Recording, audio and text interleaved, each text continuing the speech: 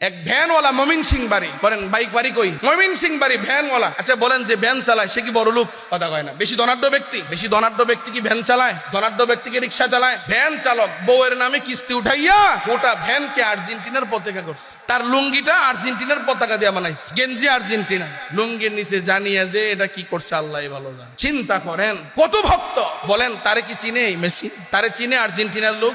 Germany না স্পেনের এক পতাকা 7 মাইল বানাইছে। বলেন কয় মাইল বানাইছে? আমার দেশের যুবক ছেলেরা এমন কার্যকলাপ করে, এত আনন্দ আর্জেন্টিনা ব্রাজিল এরকম নিয়ে, পতাকা নিয়ে, গেঞ্জি নিয়ে হাজার হাজার টাকা উড়াইতেছে। ওলামায়ে কেরাম মসজিদের জন্য চাইলে, মাদ্রাসার জন্য চাইলে কয়েকগুলো নিয়ে খাইয়া কোন রকম বলৎকার করে, কোন রকম অশালীন কাজ করে, অবৈধ কাজ করে, কি এর কোন রকম বাদ দিয়ে এগুলি হাজার হাজার টাকা নর্তকীদের পিছনে খুয়ায়, হাজার হাজার লক্ষ লক্ষ টাকা মাদকের খুয়াইতেছে, হাজার হাজার লক্ষ লক্ষ টাকা অশালীন ভাবে নষ্ট করতেছে। এদিকে কারো কোনো খোঁজ খবর নাই। ওলামায়ে কেরাম মানুষকে বুঝাইয়া মসজিদে লাগায়, মাদ্রাসায় লাগায়, দ্বীনের কাজে লাগায়, দ্বীনের উপকার করে, তাদের মাথা নষ্ট হয়ে গেছে। অর্থাৎ তারা চায় দেশের যুবকগুলো ইউরোপ আমেরিকার কীর্তি কালচার অনুসরণ করে তারা পৃথিবীতে নষ্ট হয়ে যাক, দেশে নষ্ট হয়ে যাক, ইমান বিধ্বংস হয়ে যাক, এটাই তারা চায়। মূলত বাংলাদেশে যুবকদের দিলের মধ্যে ইমানি চেতনা, জজবা তৈরি হোক, এটা তারা চায় না।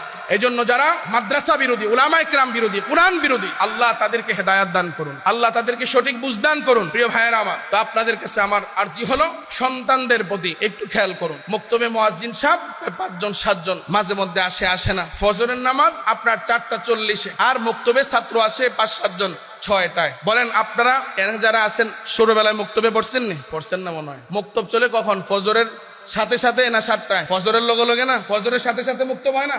এটা বিশ্ব জুড়ে। কিন্তু আমার কেন জানি মনে হয় কাচারি তলার মা বোনেরা ফজর পড়ে কিনা, পড়লেও সামান্য হইতে পারে, আকসার ক্ষেত্রে পড়ে কিনা আমার সন্দেহ। কারণ যেই মা ফজরের সময় নামাজ পড়ে তার সন্তান মুক্তবে আসে না, ঘুম থেকে উঠায় না, এটা তো হইতে পারে না। ভাই কামা তাদিন উতুদান, যেমন কর্ম তেমন ফল। মনে রাখিয়েন, আপনার সন্তানকে আপনি যেমন বড় বানাবেন ঠিক ব্যবহারটা আপনি তেমনই পাবেন। এজন্য আমি আপনাদেরকে বলবো সন্তানদেরকে একটু দিন শেখানোর চেষ্টা করুন।